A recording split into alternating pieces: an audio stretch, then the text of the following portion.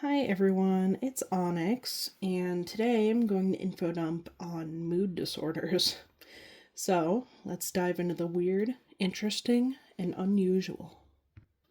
Of course, with this being mental health related, trigger warning for dark stuff, for mental health related stuff. So, yeah, if you feel like you're going to be triggered, don't watch this episode. Thank you. So, a mood disorder is defined as a condition where there's kind of like a disconnect between real life situations and I said the host, maybe I shouldn't say that, but um, the host's emotional state, for lack of a better term. The cause of mood disorders could be a number of things. I know for a fact it has to be more than one um, symptom. So it's because everyone deals with emotions. It's not just people with mental illness, although they experience those emotions very intensely. Um, so it can be a combination of chemical imbalances, environment, like where you were raised, and genetics. Um, It's kind of like cancer in the way that if someone develops it, because anyone can develop mood disorders, which is a terrifying thought. Um, it if you have any kids, they have a higher chance of getting it. Um, Even if you developed it, and it's not always tied to genetics, but that is a huge part of it. Huge life tragedies can trigger them as well. So, something interesting about schizophrenia.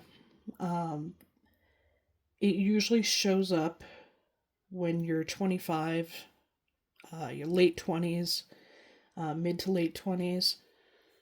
But sometimes kids will have it, and there are different reasons, different experiences that bring out this mental illness. It can be drug induced, it can be, abuse, trauma, anything like that. But each life stage, so like child, teen, adult, they all have different diagnose diagnose what's the word? So sorry. They get diagnosed by a different set of criteria. So children who are diagnosed with schizophrenia, they get it shows up differently in them than it would in adult or a teenager. Weird statistic: women have twice as high a chance for developing them than men. Although most likely due to societal standards, as it's kind of pushed on the men that reaching out and trying to get medicated, trying to feel better, is kind of frowned upon for some weird reason. Um, societal standards are very toxic, especially when it comes to um, men looking for mental health support. So that is probably skews the statistics a little bit.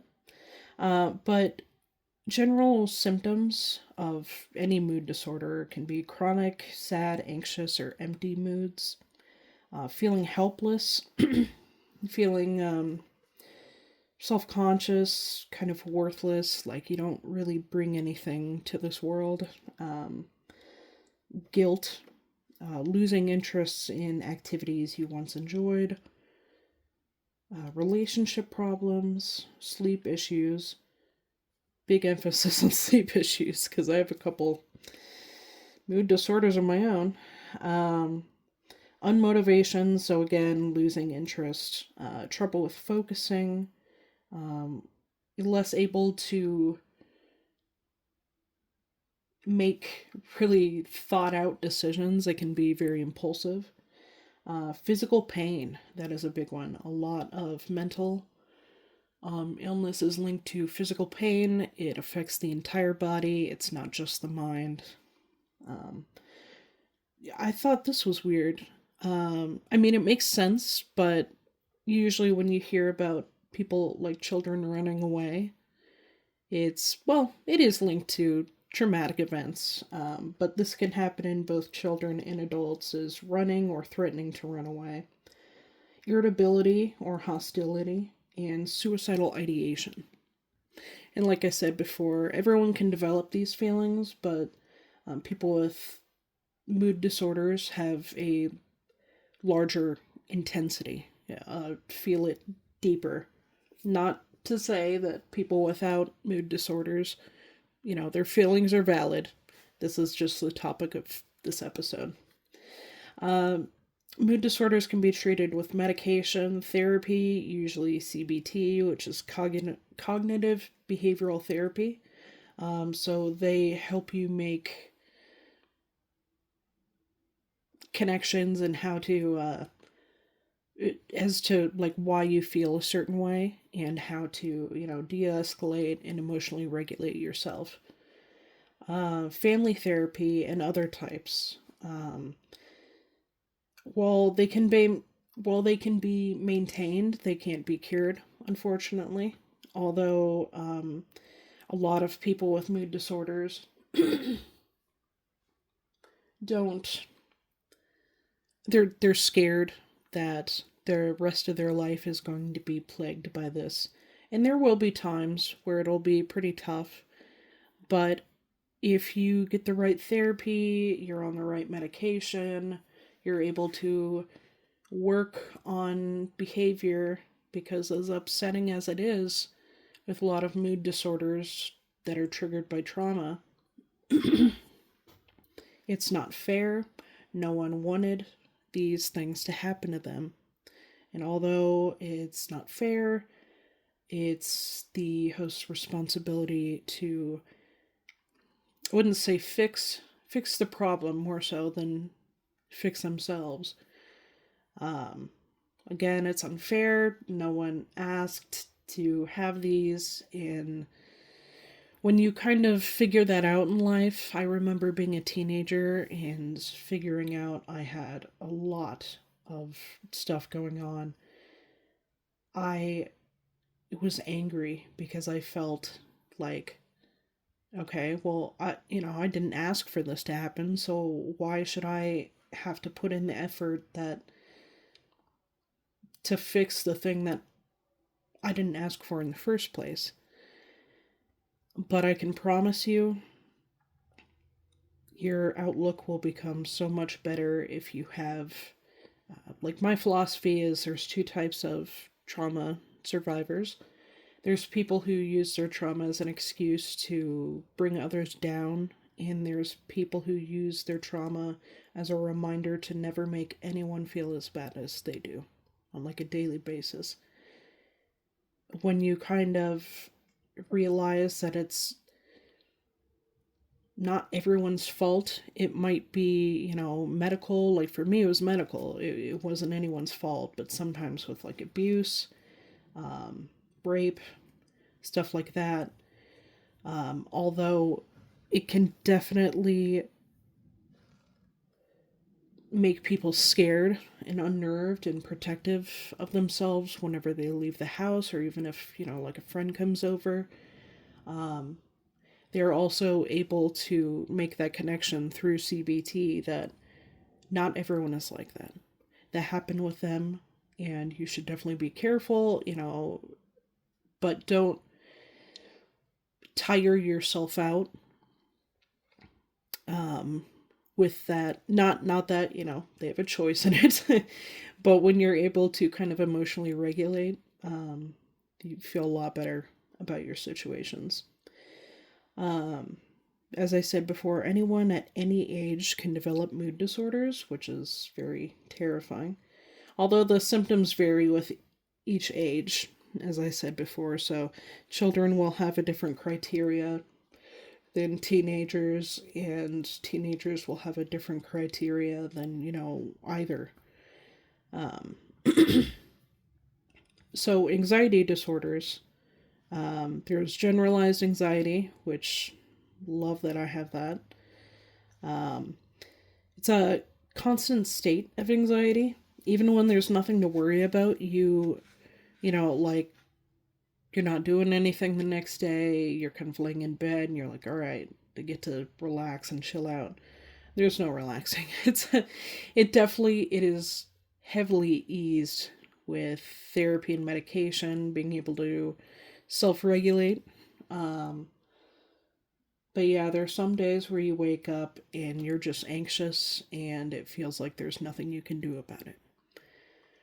Um, but I would heavily recommend going to see a therapist, because even though it might be scary, you don't think it's going to work, it'll help at least a little bit. Um, and then hopefully, you'll kind of, not that you're being closed minded, but you're being protective. It's a coping mechanism. You'll feel a lot better opening up to someone with who can professionally help you. And it'll make you feel way less alone. Um, so, yeah, with generalized anxiety, it usually develops in childhood or adolescence. And it's also usually comorbid with other disorders like depression. So, um, a lot of people don't know this, but it is more common to have two personality disorder, mood disorders, than it is to have one. So, like, I have OCD and bipolar. And it's usually one triggers the other, so it can be, you can have a pretty bad day. But if you're able to kind of assess your feelings and feel them fully without, being able being able to stay grounded, so you're not like a complete detachment from reality, but you're able to feel those feelings instead of um, push them down or ignore them. That's a common issue with bipolar. That's why a lot of people with bipolar go through weeks of being numb, because and I could say for sure, I am terrified to feel emotions that are quote unquote negative, anger, depression, or anger, sadness. Those may seem negative, but it is part of the human psyche to express those and really let things sink in. People with bipolar, especially during huge events like tornado, medical issue involving a friend or something, they're often described as a rock in that moment, and then it'll hit them weeks later where they're like, oh my gosh, it'll all hit them at once, because you've become so good at kind of just denying your feelings that you're like, okay, this is, I'm good. And then in a couple of weeks, you're like, I'm not good. I need to process this. Um, there's also phobias, which I didn't know this until I was researching. Um, but phobias like claustrophobia, submechnophobia, stuff like that, are can be genetic. All of mood disorders, including phobias where people think, oh, whatever, it's, thalassophobia, okay, then I just won't go in the ocean. Or they're not, diagnosable. You can be diagnosed with a phobia.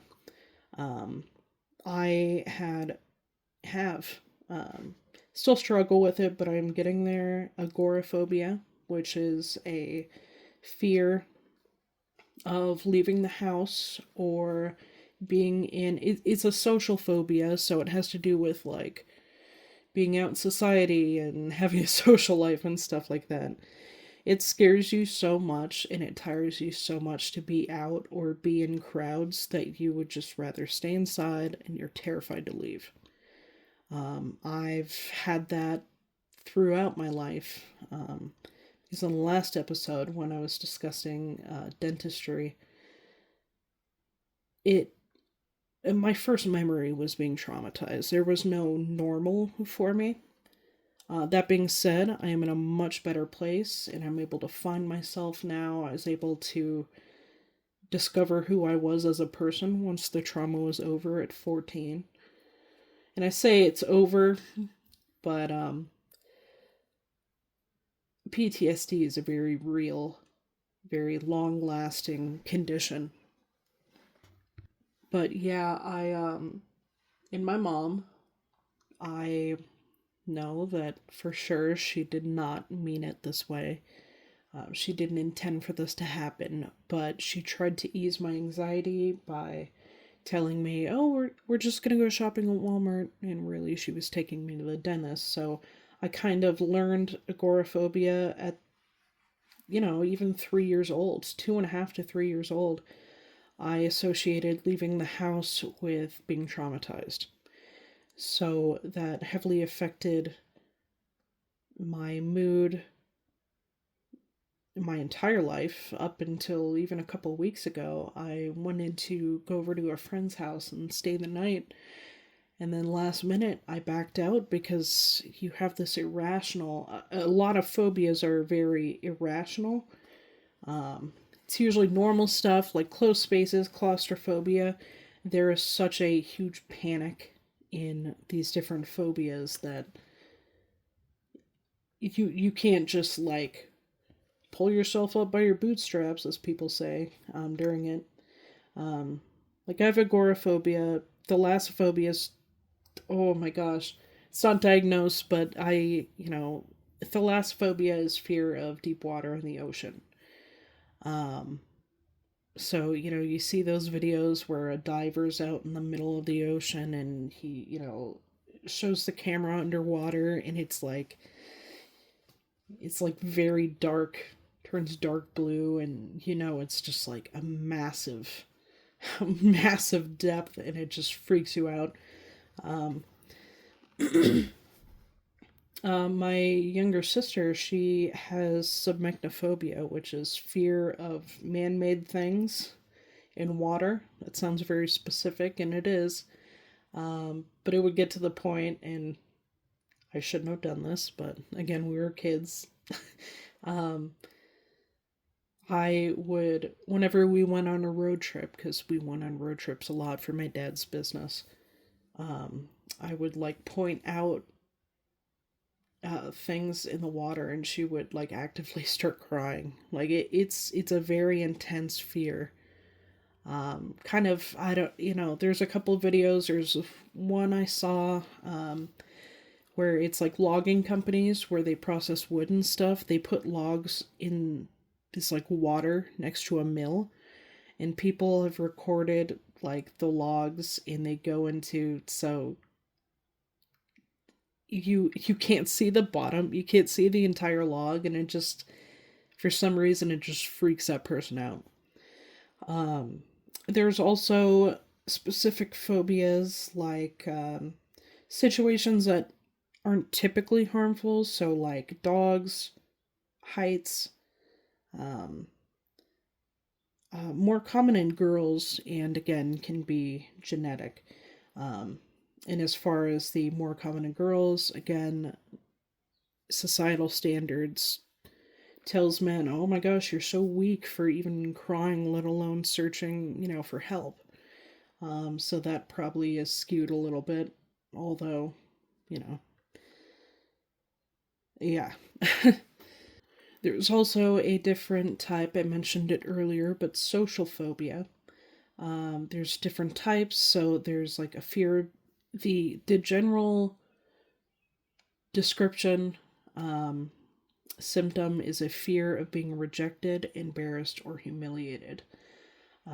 Rejection is a very real fear. There's actually a type of dysphoria. People get rejection sensitivity dysphoria, where if you get critique, if someone says, even if even if they're telling you a compliment, you'll like kind of read into it and play it around in your mind over and over and over, and you'll feel embarrassed. You'll feel, oh my God, why did I do that?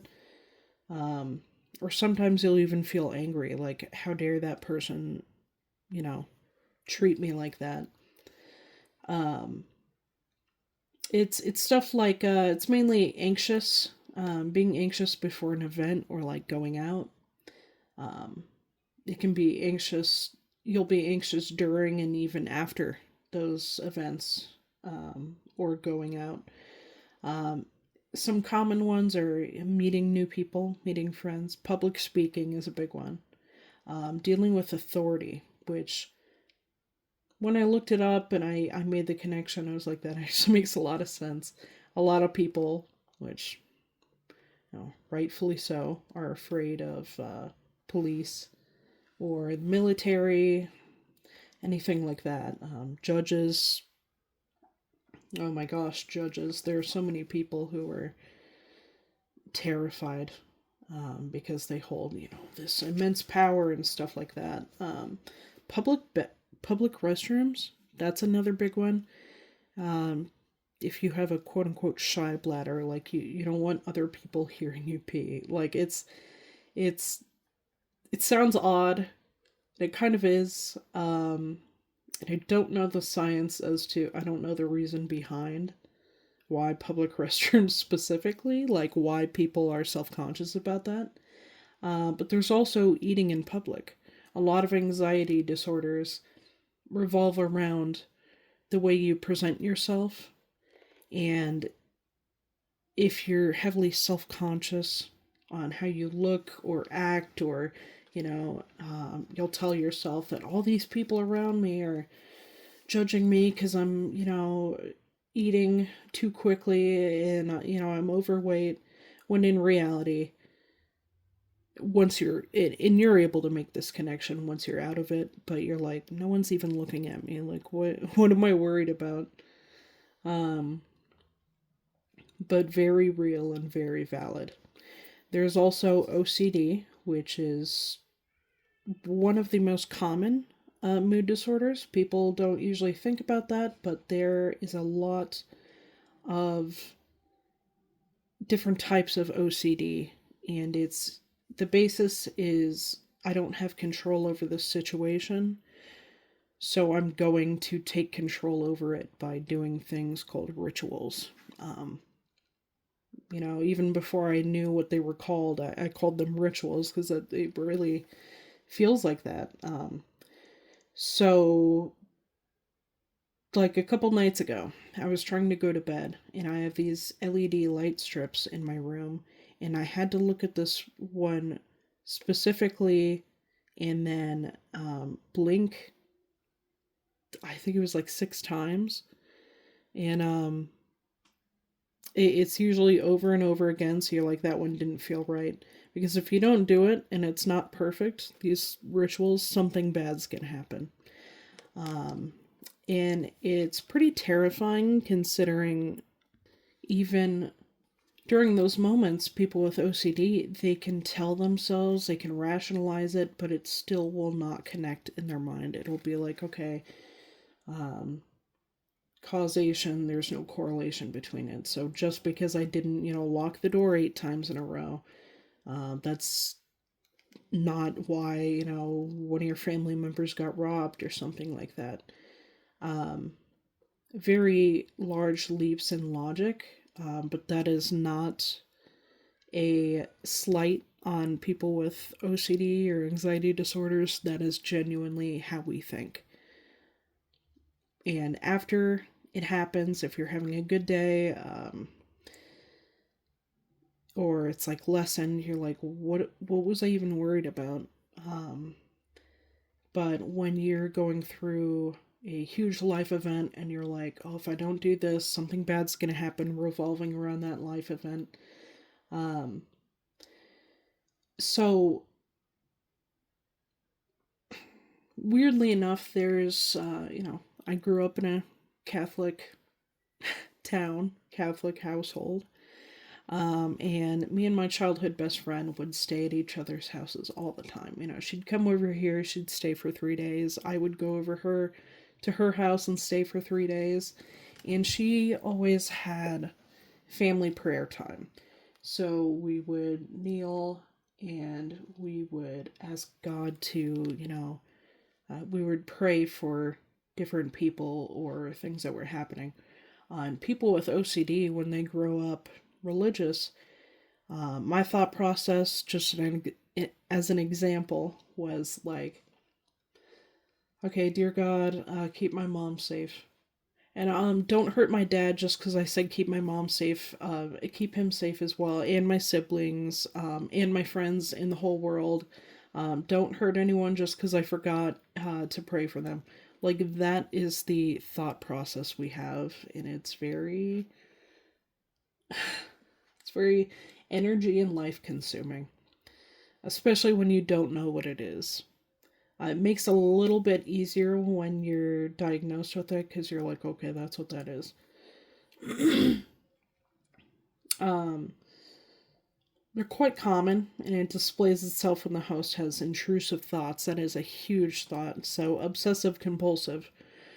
Uh, the compulsive, the compulsion is you feel like you have to do these little rituals or something bad's going to happen. And the obsession is doing it over and over and over and over.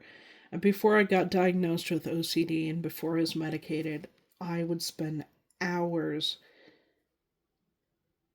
doing different rituals, which were like, one of them, as I said before, was having to look at a specific spot before I close my eyes. And for some reason that affects, it people without anxiety disorders are like, what the heck? It's kind of weird. And it is weird, but it's not something we can control. But a lot of these, even if you don't have that compulsion or obsession in the moment, you can still have intrusive thoughts. Again, intrusive thoughts are unwanted. They're not, a lot of people confuse them with impulsive thoughts. There's memes and stuff people say where, oh, I let the intrusive thoughts win, and it's just an impulsive thought. They fully have that thought. They just don't have some of the control to like stop what they were gonna do. But with intrusive thoughts, you do not want any of that. There is no part of you that is okay with this. And you actually have a very large fear of these intrusive thoughts being your own, and you engaging in these. There's different types of OCD. So there's like POCD, MOCD. So pedophilia, murder, dying, incest. That's a very big one. Um, you will be sick to your stomach thinking, oh my gosh, why am I even thinking this? But it's not you, it is the disorder. They're thoughts that pop into your head, they're little worries. Because with a lot of anxiety disorders, and specifically with this instance in OCD, um, you don't have a quiet moment in your head, like, at all.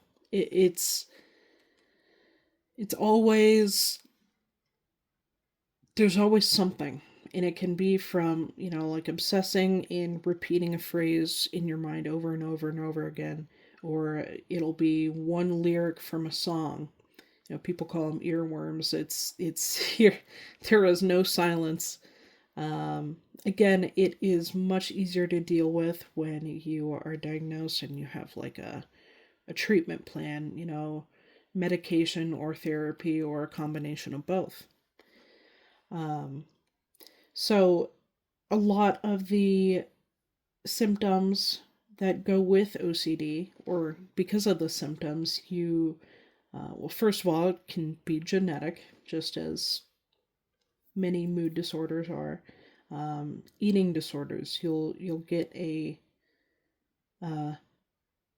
there's different types. There's like bulimia nervosa, um, binge eating, binging and purging, anorexia, and it's all about control. especially if you, because a lot of OCD has to deal with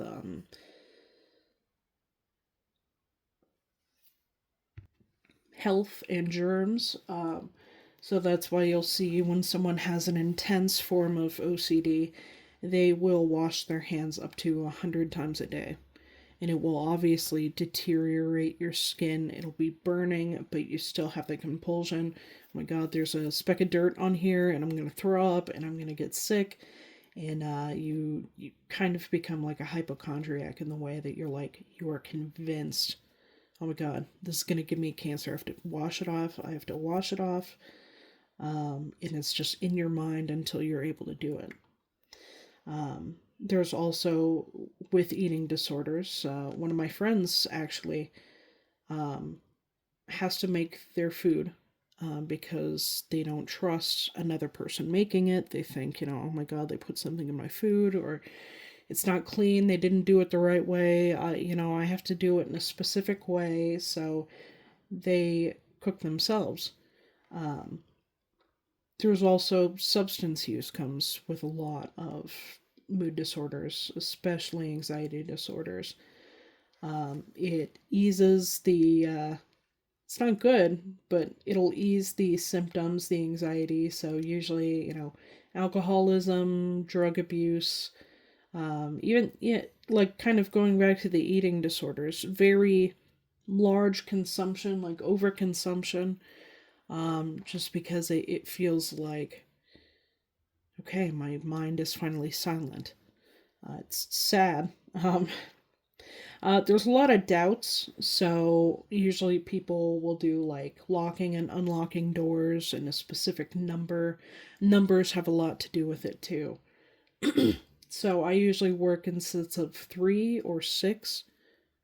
Again, doesn't make any sense to rationalize it, but my uncle had OCD and he used to go and lock and unlock the every door in his house every night at least 3 times because he'd be convinced, oh my God, I don't think I locked it. Even though, I see him going this way and that way and going to different doors and locking and unlocking them and locking them again. There's also huge irrational fears. So usually, if it's like, it kind of plays in with trauma, but like, let's say a tree branch fell on your house. Wasn't anywhere near you, and it was scary, of course, but for a long time, you'll be like, I can't be underneath a tree. It's going to fall down and it's going to kill me. Um, just very, they're easily triggered. Um, and again, it's not anything that's rational, it's very irrational, but that's not to say it in a negative way or that people with anxiety disorders are, I'll just get over it. Like it's their fault for having these thoughts. It is definitely not. And like I said, a lot of people with OCD, even in the moment, they'll be like, this isn't rational. I'll be fine if I don't do this. But you still do it. No matter how much you tell yourself, no, this is fine. It's fine. No, it's not. Depression, of course, mixes in with OCD. Um, there's long periods of time with touching or counting things. So, again, numbers, symmetry. That's another thing that a lot of OCD, those with OCD have. So, like, whenever this is a kind of milder um, example, but like I'll play in The Sims, and whenever I'm decorating a house, I have to have the same number of windows on one side of the house as I do the other. It has to be perfectly in the middle. Um, and again, the thoughts against personal religious beliefs. So you're like, the circumstance or the situation I said earlier where I'm like, oh, I pray for my dad. But don't hurt my mom just because I said pray for my dad. Help her too, and also help my siblings. Like it's a very it's a snowballing effect. It just kind of you know, not that it's your fault, but for lack of a better term, it's making a mountain out of a molehill. Um, Repeated routines to ease anxiety. So, again, those are those rituals, but they can also be um, like I used to have to take 3 showers a day, and I would do it all in the same order. I would get in, I would get my hair wet, I would shampoo and then condition my hair, and then leave the conditioner in for 3 minutes. And during that time, I'd like use body wash, and then I'd be out of the shower. And it has to be the exact same way. It's kind of like a comfort in a way, and it's weird when you think about it. But again, it's mental illness doesn't always make sense.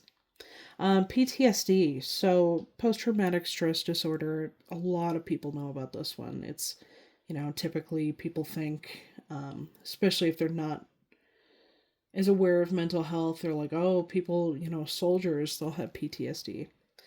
But PTSD can happen to anyone, and people use it as a general term, not that it is not valid or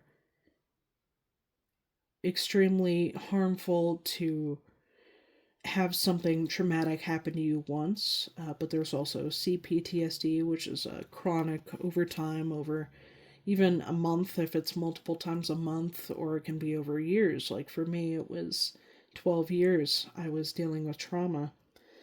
And it leaves you in a constant state of, oh my God, I'm worried about this, even though I don't have to worry about it anymore. You're so used to it for such a long period of time, or the event, if you have it once, the event will be so impactful that it will severely traumatize you. And it is, I'm not gonna lie, it's hard to work through. But once you get your tells and get in the right therapy, get the right medication if you want to take medication, which I highly recommend. But definitely discuss the side effects with your doctor, because when I first started taking mental health medication, they didn't tell me that it causes weight gain. Sometimes it'll cause weight loss, but it will, you'll feel, which like anyone, if I see someone who's overweight, I'm like, man, they're so bad. They're like really pretty, really hot. But if it's me, then I'm like, ew, gross. Um, it's very, there's self-esteem issues that play into it. So usually with PTSD, it'll be things like rape, violent crime, domestic violence, combat, stuff like that. Some of the symptoms will be like repeated flashbacks, nightmares is a big one, because especially if you're so scared of facing those feelings while you're conscious, and while you're unconscious, you'll have nightmares because that's like the only time your brain can process it. Um, Again, the causes are a traumatic event, or something that happened to you. It can also be something you see happening to someone else. So if you grow up in a abusive household, and you get abused, but also seeing, like, if your dad abused your mom, seeing her getting abused can also be severely traumatic. Um, Child abuse, in my case, medical abuse, so, or medical trauma, I should say. It can, especially when it's over a long period of time, but even not, my mom, a cancer is severely traumatic for anyone in every facet of life. Um, but she was able to kind of ride the waves, as it were, through all of this. But when they had a surgery for her to have a port stuck in her arm, she said that was so painful, and I have anxiety when I think about it now, because it just, that one event has triggered such a strong reaction that even though that happened when I was 14, when I was 14, she got stage 3 breast cancer. And she doesn't have it anymore, but it is still something that affects her mood a lot. She's like terrified that it'll come back, that she'll have to get that port in her arm.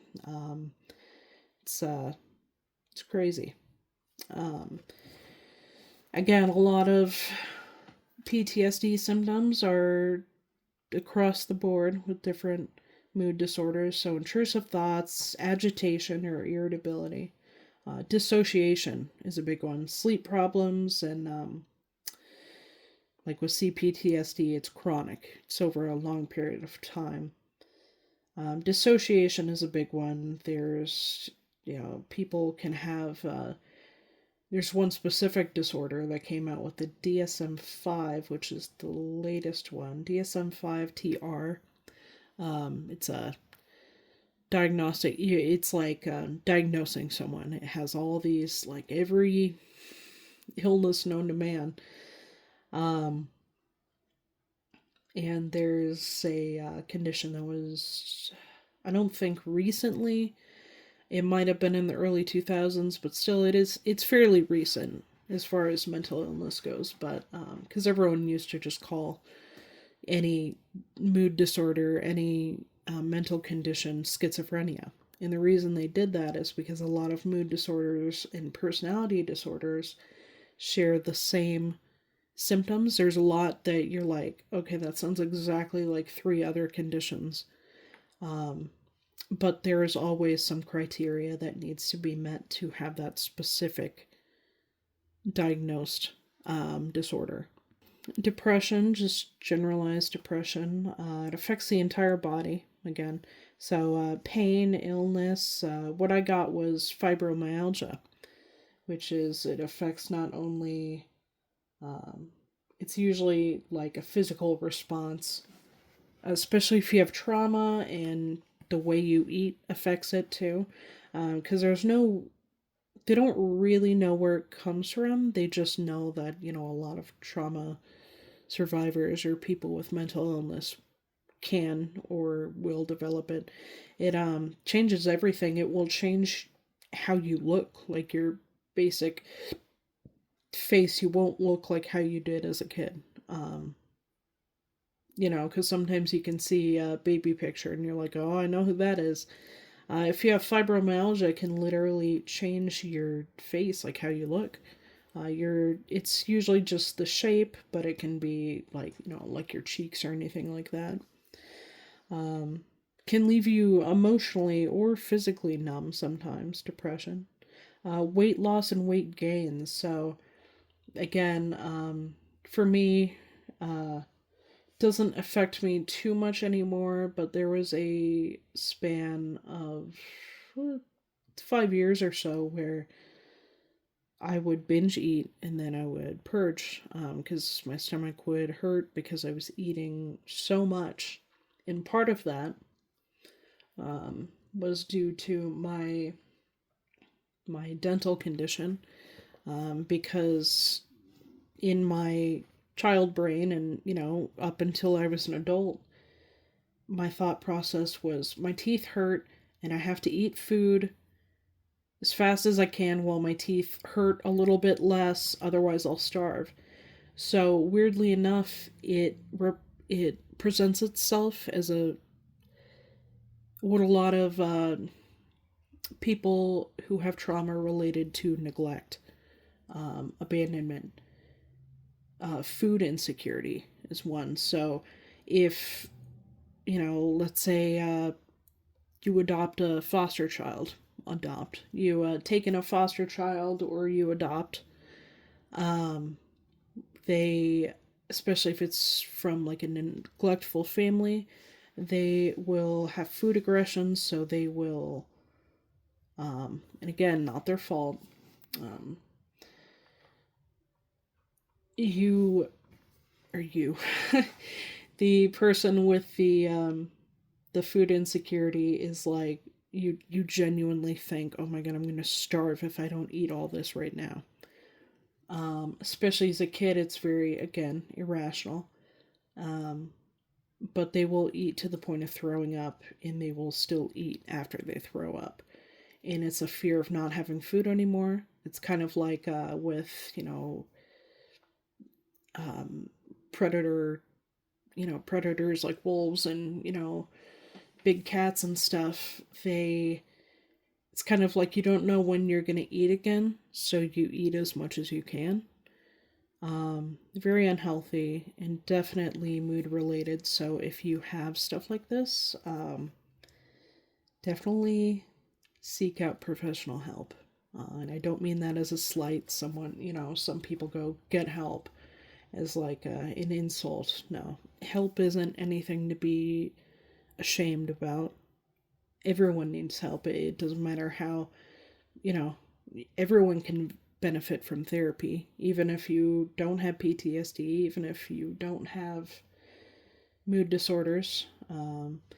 The other type of depression is major depression, which is usually um, because majority of the populace will experience some sort of depression in their life, and these are major life events like uh, family deaths, um, you know, natural disasters, just different things like that. And it can last a lifespan, but it presents itself not as frequently as just plain old vanilla depression. There's also a subtype called dysthymia, which is a long term depression. I like to call it refrigerator depression. I got that from one of my therapists. Um, because when you think of a refrigerator, you're like not very conscious um, of the sound it makes, but then one day you're like, has has that been making that buzzing sound the entire time? And with dysthymia, you're like, have I been this depressed for the last couple months? Sometimes years. Like when after high school, especially, had a lot of stuff, but especially autism, me having autism and ADHD, it was a very rough adjustment period. And there was a span of 4 to 6 months where every day, I was so unbelievably depressed, and it felt like there was nothing I could do about it. And it's not like I wasn't going to therapy, it's not like I wasn't trying medication. In fact, at one point, I was taking 8 different mental health meds. Again, should not happen. You should definitely seek out medication if just therapy isn't helping, but definitely don't take as much as I did. The only reason I did is because my mom kind of doesn't believe in mental health or mental illness or anything. So she took me to a physical doctor, and the physical doctor put me on a set of 8 meds. I was 18 and I had a pill box like I was grandma. It's very intense. Yeah. There's also other types of mood disorders that can be considered personality disorders. One of them is bipolar, which is, again, what I have. They usually, you think of bipolar type 1 and 2, but I think they have tiers now, like levels. But bipolar is reoccurring cycles of extreme highs and extreme lows. So people usually think of mania. Mania is a big thing. Um, you'll usually, like for me, I'll go through like a week long depression and then I'll be manic. But I have the type of bipolar where it's hypomania, so it's not as intense as, regular mania. So if it's like regular or hypermania, um, it will be intense, impulsive thoughts, even with medication, or impulsive actions, even with medication. There was a TikTok I saw a couple years ago, And this guy was talking about, he was promoting seeking medical help if you're very impulsive. He said in one night, he dropped, I think it was $500,000. Might have been 50,000. Either way, that's a huge amount of money, especially in one day.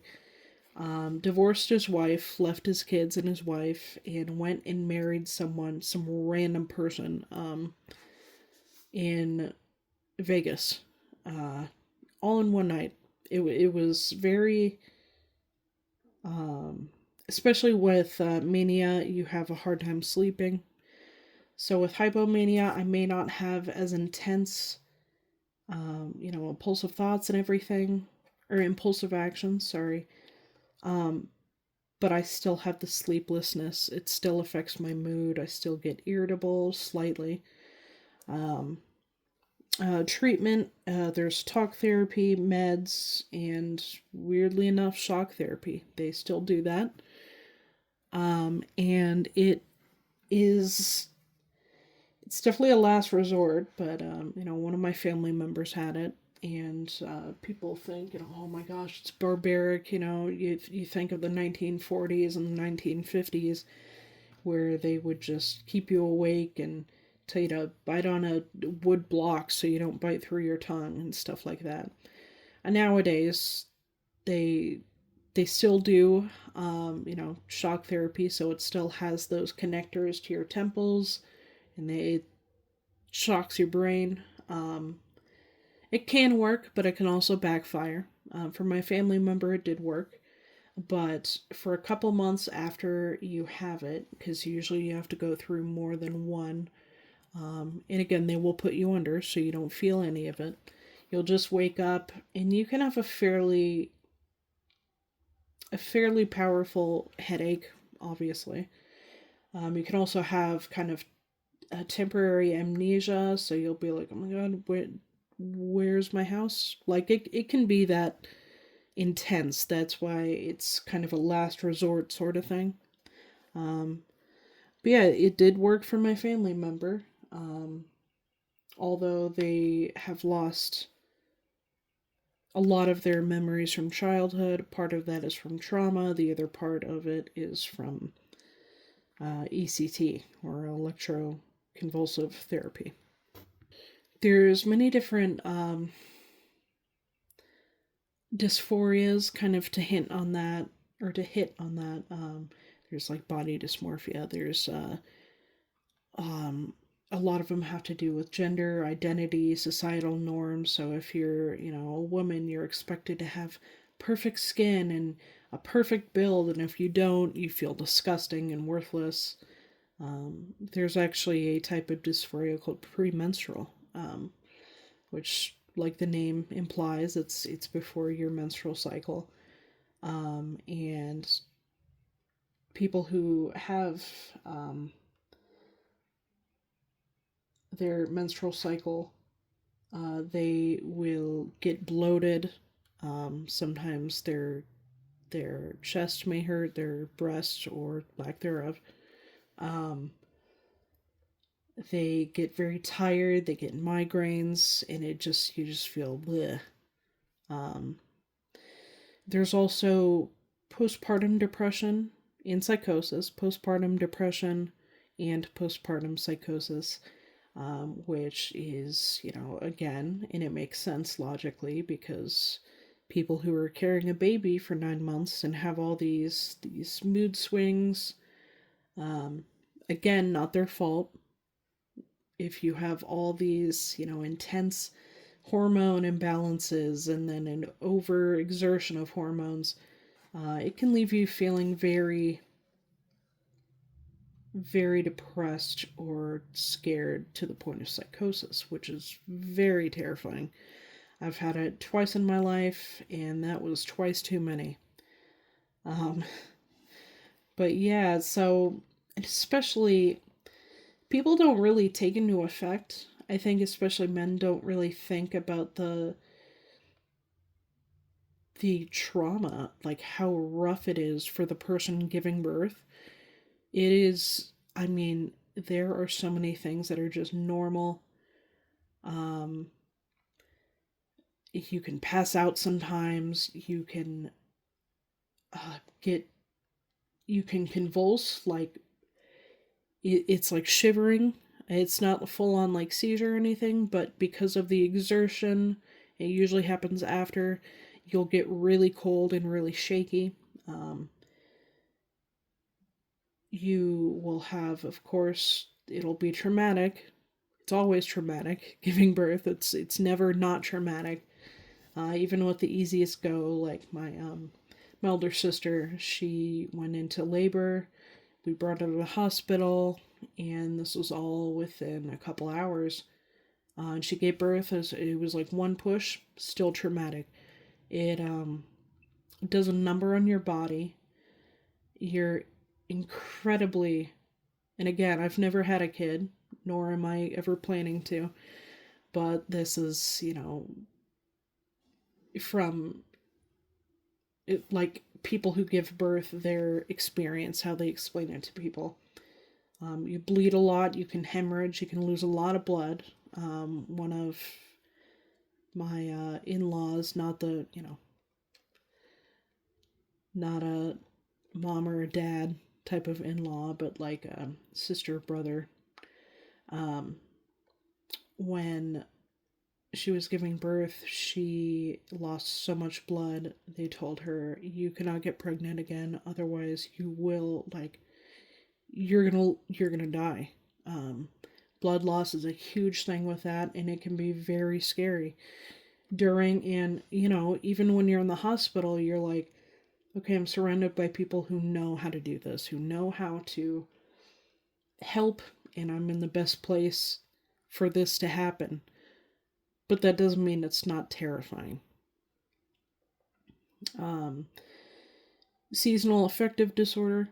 Oh, well, sorry. Going back to postpartum, we covered depression, but postpartum psychosis can be things like such an intense um, rush or lack thereof hormones, especially after, of course, postpartum. So after having your baby, it will be, and I want to preface this as the parent who gave birth, this is not their actual thoughts. This is a heavy, intense emotional reaction that is not grounded in reality. When you have psychosis, you will have things like I during both times where I had psychosis, and again, I'm not sure about postpartum, but with just general psychosis, it's not all of a sudden. It takes a couple weeks, it builds up, and you'll kind of feel it once you know what it feels like. Hopefully, you never have to have psychosis, and if you do, hopefully you don't have to have it again. But if you do, you'll be like, okay, you'll at least feel a little bit less anxious knowing that it's going to come on. But during psychosis, you can have things that are just like I thought the government was hiding in our trees, or we live in like a woodsy area. I thought the government was watching me through cameras that they put in the trees, and that sounds insane. Um, and that's because it is. It's just a very it's very exhausting too. Usually the next couple days you are just laying in bed, you're so tired, you're in pain, all this stuff, you're still scared because you're like, what was that? Um, Seasonal affective disorder, SAD is what they call it. It doesn't always have to be, people think of like winter, which I get depressed, that's when I have more depression, more anxiety is during the winter because, the sun's out less and less. It gets very cold. You can't really leave the house too much if you live in a place like Nebraska. Um, it got negative 44 this last winter. Well, negative 22, but with the wind chill, it felt like negative 44. So it's not like you can go outside, even going to the car, if it's right, in front of your house. like right in front of your front door, it will still like, you just shouldn't go outside. But people can have them, and they can be tied to traumatic events during some seasons. So, like a friend of mine has, um, they don't like the fall, they don't like Halloween or, Thanksgiving because they had a traumatic event happen to them during that. Um, in psychosis, kind of to touch back on that, even if it's not postpartum, just general psychosis has hallucinations. So um, you will like physically see things or hear things, touch. Um, so you'll like feel them. That's a big one. Tactile hallucinations are not something to deal with. They are any hallucination is wild, but tactile is like, you'll feel like bugs on your skin. And I've always had that, and so it was normal to me.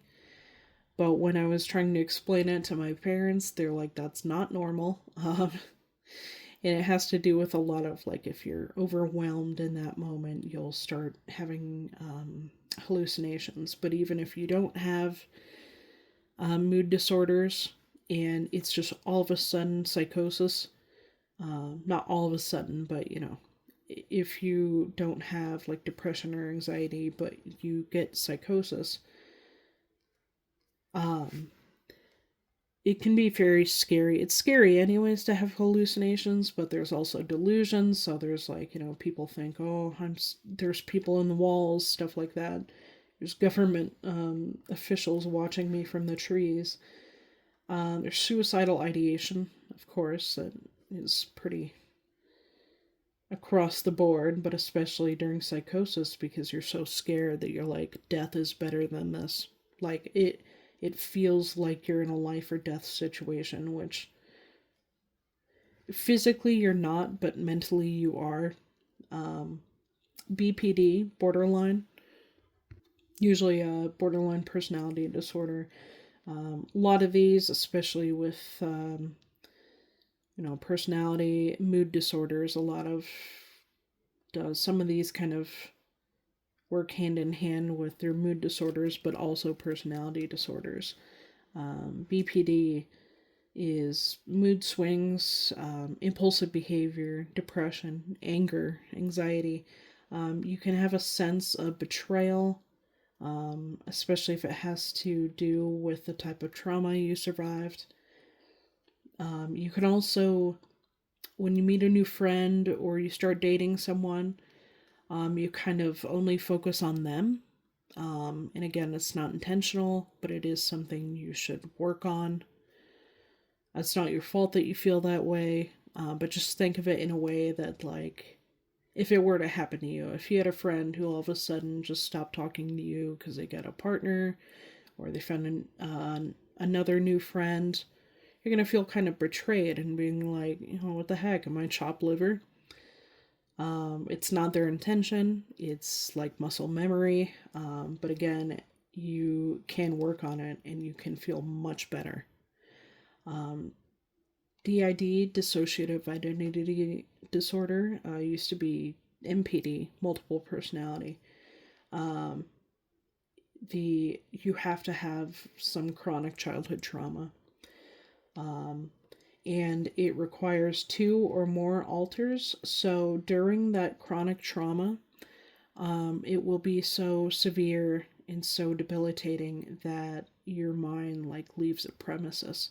So while your mind is forming, um, one of my friends who has it says, as a kid, you just kind of have like gaps in memory, but it's still like you. It's not during that time in your childhood. Um, if you start developing alters, as they're calling, the host, they call them, the shared body, the host body. So the original person is the host, but the trauma can be so severe that their mind will leave the premises.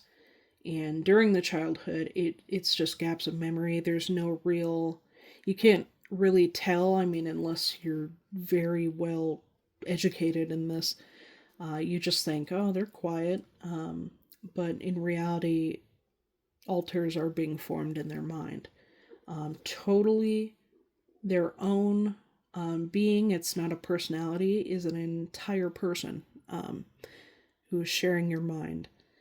Something that's kind of interesting to me is, well, first of all, there's a lot of dissociation to the point of, people think that alters can appear like that, you know, and it can't. That's a myth. Hollywood, it usually takes a couple minutes, and it's a heavy, heavy dissociation where you're like, I can't even see what's in front of me right now. And that is the process of the alter that's in the front of the mind moving back and being replaced with another alter who's going forward. But you can also have kind of like, lack of a better term, like co-pilot. It'll be two alters at the front, so sometimes their mannerisms, their speech, the way they act, feel, react to things, talk, um, can be a mix of both. Very interesting. And another thing I didn't even know until I was talking to that friend who had DID is there is a headspace, a specific headspace. It can be like a huge house.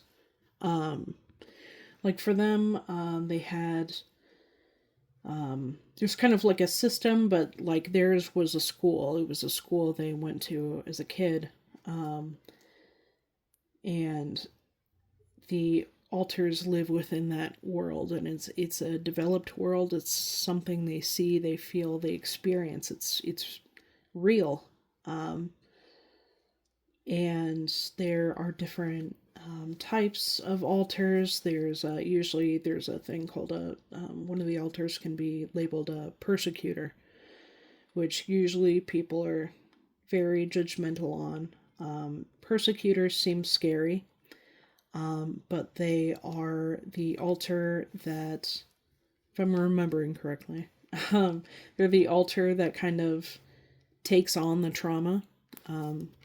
They they can be the reaction, but there can also be a separate person with trauma holder. So the persecutor usually holds some trauma, but it's usually like the first or more intensive trauma that you've had. But if you have more than one traumatic event, new alters can develop in your mind, and they will also be a trauma holder. Persecutor, they're kind of given a bad rap. Obviously, they can be very scary, even to the other alters and the host and everything. But their main goal is to protect the host body, the mind, sometimes the other alters. They can be sort of, I wouldn't say cruel, but very blunt.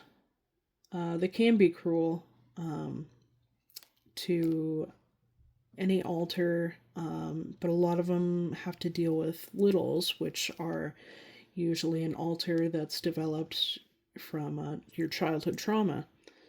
It was you as a kid, but it's like their own being. Again, alters are very interesting disorder, although I don't want to romanticize it. I just am kind of it's interesting. Mood disorders are interesting. Otherwise, I wouldn't be making this episode. There's schizophrenia.